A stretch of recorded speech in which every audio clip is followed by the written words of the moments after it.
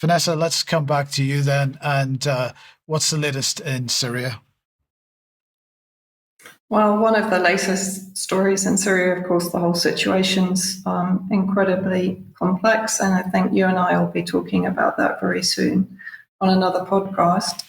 But this is about the fact that, of course, we've always reported at UK Column, and I have consistently reported that Israel since 2011 has been supportive of the various armed groups, including Al-Qaeda and ISIS in Syria, to overthrow the former Syrian government and leadership. And here we have further proof of that. Just prior to the attack on Aleppo, the Jolani forces were talking about normalization with Israel as one of the conditions that they be allowed to advance as quickly as they did.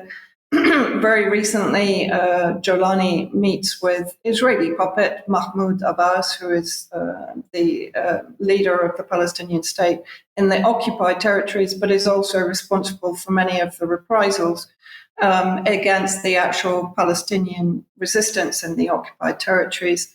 But interestingly, very recently, I think in the last 2 days, there were 2 US Congress members who paid what is being termed as an unofficial visit to Syria as the US mulls sanctions relief, sanctions, of course, that were imposed as a collective punishment on all the Syrian people, while being described as targeting only the Syrian leadership. So 2 US lawmakers, Marlin Stutzman, Republican congressman from Indiana, and Corey Mills from Florida, also Republican, came to Syria and met with Jolani. You, of course, may well know him better as Ahmed al-Shara.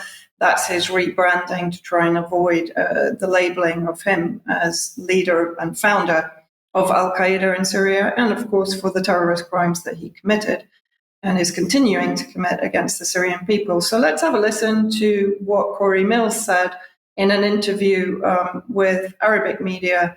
I think it was actually during his visit to Damascus. Let's have a listen. Well, having shared a border with one another, it's important for Syria and Israel to have strong relationships. I think that the president and the leadership has demonstrated their willingness to work with Israel as they looked at preventing Hashd al-Shaabi from transitioning weapons out of Iraq through Syria and into Lebanon. I think that the president has been very clear that he looks to establish and maintain a strong relationship, that he wants to be a good neighbor. And so I think that this is very re-encouraging for the American people and for the American president, who put in place the historic and monumental Abraham Accords. And so I think that looking forward at a strong Israel and Syrian relationship, looking forward with a strong Iraq-Syrian relationship, as well as for that in the West, is really key. But the message that I heard from the foreign affairs minister, as well as for the president, is that they look forward to developing and building strong allies. They look forward to trying to partner with the West, and that they're not going to allow this to be a safe haven of terrorism for the Iranian regime or a proxy state. But of course, it is a haven for Al-Qaeda that is continuing to commit genocide against Syrian minorities, not only the minorities, even the Sunni Muslim communities that is the majority in Syria is coming under attack now, particularly if they protect the Syrian minorities. But what is interesting is that what it became very obvious, these are the conditions for lifting the sanctions on Syria. So they're the conditions that Jolani has to meet, which is effectively normalization with Israel under the Abraham Accords, which of course were put in place by Jared Kushner, Trump's son-in-law, back during Trump's first administration.